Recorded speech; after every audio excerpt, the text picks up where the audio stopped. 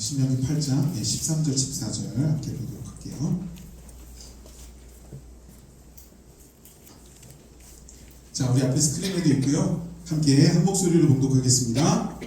또 내 소와 양이 번성하며 내 임금이 증식되며 내 소유가 다 풍부하게 될 때에 내 마음이 교만하여 내 하나님 여호와를 잊어버릴까 염려하노라. 여호와는 너를 애굽 땅 종되었던 집에서 이끌어내시고. 아멘. 할렐루야. 아멘.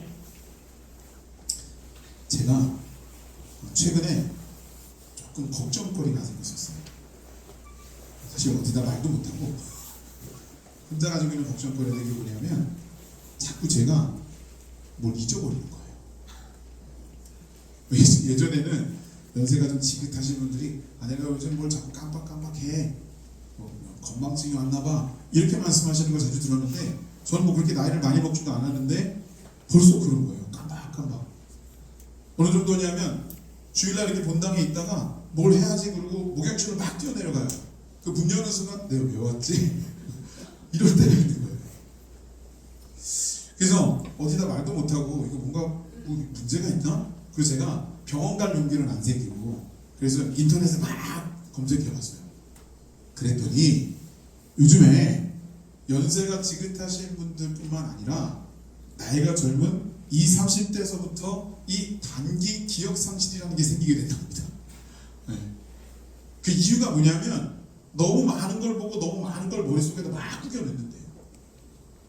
그러는 상황 가운데 나름 자신의 삶 속에서의 스트레스가 다가오면 그거로 인해서 이게 기억해야 되는 그것을 기억하지 못하는 이 처리 능력이 순간적으로 상실돼 버린다는 거예요. 그래서 잊지 말아야 될 것을 잊어버리는 사태가 벌어지게 된다라고 하는 거예요. 제가 그 기사를 이렇게 보면서 한편으로 이제 안도가 드는 거예요. 이게 나만 문제가 있는 게 아니구나. 그리고 이게 뭐 큰 병이 아니라 그러더라고요. 안정을 취하고 스트레스를 받지 않으면 정상적으로 돌아온다. 뭐 이렇게 되어져 있더라고요. 근데 제가 그렇게 안도하면서도 한편으로는요, 이런 생각이 들었어요. 내가 그리스도인으로서, 내가 목사인데, 신앙인으로서 정말 잊지 말고 살아야 될 것이 뭔가. 그걸 계기로 제가 스스로 한번 생각해 보게 되더라고요. 근데 아무리 곱씹어 생각해도 답은 딱 하나예요. 바로 하나님이셨어요. 세상의 모든 걸 다 잊어버려도 하나님을 잊어버리면 안 된다 라고 하는 거죠. 이게 저의 고민의, 저의 묵상의 결론이었어요. 근데 많은 이들이 이런 얘기를 합니다. 나는 하나님을 알고요, 하나님 안 잊어버려요. 왜냐하면 나 지금 교회 다니거든요. 나 예배 드리고 있잖아요. 나는 지금 하나님을 알고 하나님 앞에 나와 있고 나는 신앙인이에요. 그러니까 나는 하나님을 잊어버리지 않은 거예요. 이렇게 이야기하실 수도 있다는 거죠. 아마 저를 비롯해서 여기 계신 우리 모두가 다 그 부류 속에 속해 있을 겁니다. 근데 여러분, 우리가 교회를 다닌다고만 능사가 아니라고 하는 거예요. 하나님이 어떤 분이신가에 대해서 명확하게 의식을 가져야 되는 거죠. 하나님이 얼마나 강대하신지, 하나님이 가지고 계시는 사랑이 어떤 것인지, 하나님이 우리를 어떻게 대하시는지, 이런 부분들에 대해서 우리는 좀 더 명확하게 알고 깨닫고 있어야 된다는 거예요. 만약에 그렇지 않으면요, 우리가 예배 드리면서도 말로는 나 하나님께 찬양 드리고 예배 드려요. 근데 실질은 예배의 대상이 불분명해지는 거예요. 하나님께 영광 돌리기 위한 것이 나의 예배의 목적이고 나의 신앙의 목적이에요. 근데 실제로는 하나님의 영광과는 전혀 상관없는 나의 신앙의 모습이 드러나기 시작합니다. 이게 나중에 가서 교만으로 생기게 된다는 것이죠. 여러분, 우리는요, 하나님을 절대로 잊어서는 안 돼요. 근데 하나님이 잊어서는 안 된다는 것이 내가 그냥 형식적으로 제도권 하에서 예배드리고 이 교회에 이렇게 모이고 참석하고 이런 것으로 모든 게 해결된다고 생각하시면 안 되고, 정말 심각하게 내 안에서 하나님 앞에 내가 어떤 모습이고 그 하나님은 어떤 분이시고 하나님을 내가 분명하게 염두에 두고 살아가는지에 대한 분명한 숙고가 있어야 된다라는 것입니다. 그래서 제가 인터넷에 이렇게 찾아보는 가운데 또 이런 말이 있더라고요. 과학 만능주의. 이성 중심주의, 이성 우선주의 뭐 이런 말들을 요즘에 쓴대요. 그러니까 그게 무슨 말이냐면 논리적이고 상식적이고 합리적인 것들을 찾아서 우리가 나가게 됐다는 겁니다. 그거 좋죠. 합리적이고 논리적인 거 찾는 거 좋고 상식적인 거 찾는 거 좋아요. 근데 문제는 뭐냐면 그렇게 합리적이고 논리적이고 상식적인 걸 찾으면서도 정작 우리가 신경 쓰고 분명하게 논리로 합리적으로 따져야 되는 것에 대해서는 그러고 있지 않다라고 합니다. 과학을 그렇게 좋아하는데도 여러분 오늘이 지나면 내일이 와요. 그죠? 올해가 지나면 내년이 와요. 하루 24시간이 지나고 1년 365일이 지나요. 여러분 제가 지금 이렇게 하루를 이야기하고 1년을 얘기했더니 그게 24시간이었지 365일이었지 지금 한번 곱씹어서 생각해 보시는 거죠. 그 이전까지는 1년이면 그냥 1년이고 하루면 그냥 하루인 거예요. 그죠? 근데 여러분 하루 24시간이 1년 365일이 어떻게 우리에게 주어지는지 혹시 아시나요? 지구가요 정확한 각도로 정확한 속도로 하루에 한 번을 도는 거예요. 그래 24시간이 생성되는 거예요. 정확한 각도와 정확한 속도로 태양을 돌아야 되는 거예요. 그래 365일이 생기는 거예요. 우리는 아무렇지도 않게 오늘 하루를 지내고 아무렇지도 않게 1년을 보내지만 그러나 여러분 이건 하나님의 정교한 계획과 통제가 없으면 우리에게 주어지지 않는 시간이라는 거죠. 근데 우리가 안전하고 편안하게 이 삶을 살아가면서 한 번이라도 내가 일부러라도 하나님이 나에게 이 해를 주셨다, 하나님께 나에게 오늘 하루를 주셨다, 이걸 곱씹어보며 생각하고 고백하는 경우가 혹시 있었을까요? 제가 말씀을 준비하면서 목사인데도 불구하고 제가 저를 돌아보니까 없었더라고요. 적어도 매 순간 말씀을 묵상한 하나님 살아계시군요. 하나님 이스라엘 백성들을 이렇게 살려주셨네요. 하나님 이렇게 하나님께서 하나님의 그 거룩한 백성들에게 축복을 주셨네요. 이거 보면서 하나님 살아계십니다. 무차스카라시아스 막 그러면서 하나님 앞에 막 영광을 돌리고 그런 건 있어요. 근데 정작 우리 일상 속에서 내가 겪는 것 가운데 하나님이 이루신 그 이 어마어마한 사실을 전혀 깨닫지 못하고 고백하지 못하는 내 모습을 발견하게 되더라고요. 여러분 성경을 깊이 있게 파고 해석하고 많이 읽으려고 하고 중요하죠. 근데 여러분 하나님은 그래서 발견되는 분이 아니에요. 내가 살아가는 나의 삶의 영역 속에서 하나님이 나에게 어떤 존재인지를 깨닫고 그 하나님을 향해서 내가 눈을 돌리고 시선을 모을 때 그때 그 하나님이 어떤 분인지를 내가 알게 되고 받아들여지게 된다는 거죠. 여러분 하나님은요 우리가 안전하고 평안하기를 원하셔서 그 모든 것들을 다 조성해 주세요. 근데 하나님의 백성이며 자녀인 우리들은요 하나님이 그렇게 조성해 주시면 하나님 감사합니다 그러고 하나님과 더 깊은 내적인 교감과 하나님과 함께 소통하며 나가야 되는데 그게 아니라 하나님을 잊어요.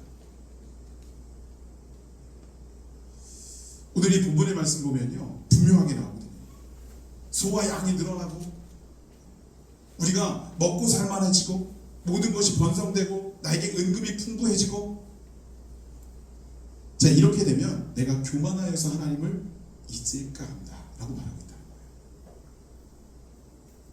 여러분 이스라엘 백성들은 출애굽을 했잖아요. 근데 아시다시피 출애굽이라고 하는 것 자체가 하나님의 은혜예요. 요셉을 모르는 그 애굽 사람들에게 이스라엘 백성들은 그 고센 지역에 묶여서 정말 철저하게 노예처럼 종처럼 부림받았거든요. 근데 하나님께서 그들을 해방시켜 주신 거예요. 자 근데 그렇게 해방돼서 200만에 가까운 인파가 하나님의 은혜 가운데 광야로 나오게 되는데 나오는 그 순간부터 이들은 하나님 앞에 불평을 하기 시작하는 거예요. 홍해 바다가 앞에 보여요. 뒤에는 애국 군대가 쫓아와요. 큰일 난 거죠. 이스라엘 백성들은 첫 관문부터 정신을 못 차려요.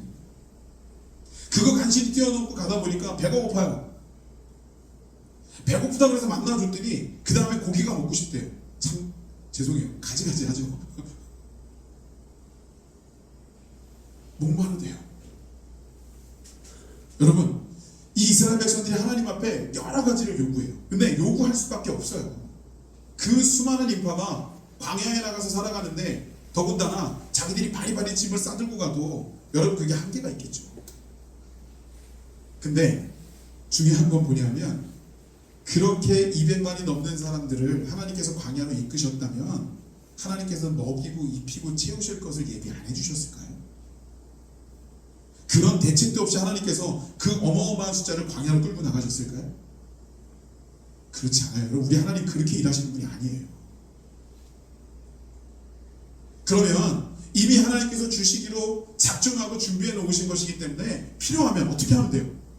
하나님 주세요. 예의 바르게 예쁘게 하나님 주세요 하면 되잖아요. 그죠? 굳이 불평과 불만 속에서 하나님한테 나갈 필요는 없다라고 하는 거예요. 그리고 조금 더 신앙적으로 본다면 하나님께서 예비하셨다면 아무리 지금 우리가 힘들고 어려워도 하나님께서 어떻게 역사하실지를 지켜보며 기대하며 기다리는 것도 하나의 방법일 수 있는 거죠. 하나님이 당신의 백성들을 광야에서 그들이 말한 것처럼 죽게 놔두시지 않는 거예요. 자기네들이 고난이 다가오니까 이스라엘 백성들이 광야에서 뭐라고 말해요? 아니 하나님은 왜 우리를 굳이 이 광야까지 끌고 나와서 죽이려고 하시느냐? 우리가 그 애굽의 고깃가마 옆에 있을 때는 고기도 막 놓고 먹었는데, 우리가 애굽에 있을 때는 신선한 채소도 먹을 수 있었는데, 여러분 이거 다 거짓말이에요. 실제로 기록에 의하면 이스라엘 백성들은 그런 거 먹지 못했어요. 종처럼 노예처럼 부리는 사람들에게 누가 질 좋은 고기를 주고 누가 질 좋은 채소를 줍니까? 그렇지 않았어요. 이들은 소위 리플릿 증후군이라고 하는 것에 빠져 있었던 거예요. 거짓말을 진짜처럼 믿고 그대로 행하는 것. 이스라엘 백성들은요, 그런 가운데 하나님과 40년을 함께 살아요. 여러분, 하나님 대단하지 않으세요? 그렇게 불평하고 그렇게 함부로 대하는데도 하나님이 이스라엘 백성들을 떠나지 않고 40년 내내 그들과 함께 하시면서 원하는 것들을 다 제공해 주시는 거예요. 자, 이스라엘 백성들은 우여곡절을 겪었지만 그러나 광야 40년 내내 이들에게도 하나님밖에 없었어요. 다른 대안이라는 것이 없었다는 거예요. 그래서 오히려 광야 생활 40년이 힘들고 어려웠지만 그 가운데 이스라엘 백성들은 하나님과 동행할 수 있었어요. 문제는 이들이 광야 생활 40년을 마치고 그 가나안에 들어가서 그 언약의 땅에 들어가서 정착하면서부터 발생하기 시작하는 거예요. 자, 유리하는 생활에서 드디어 정착하는 안정된 삶이 됩니다. 처음에 가나안 땅에 정착한 이후로 하나님께서는 사사라고 하는 직급들을 통해서 이스라엘 백성들을 관리하셨어요. 근데 말이 사사죠. 결국은 하나님께서 하나님의 도구로 쓰는 자들이었기 때문에 그들은 하나님의 그 신정 통치를 현실화돼서 이 이스라엘 백성들에게 드러내는 역할을 할 뿐이었다는 거예요. 그러니까 하나님께서 직접 통치하시는 시대가 사사 시대였던 거죠. 근데 이들은 거기에 불만을 가져요. 하나님 왕 주세요, 왕. 주변에 있는 국가들이 왕을 세우고 자기들보다 더 번성하는 것 같으니까 왕을 달라요.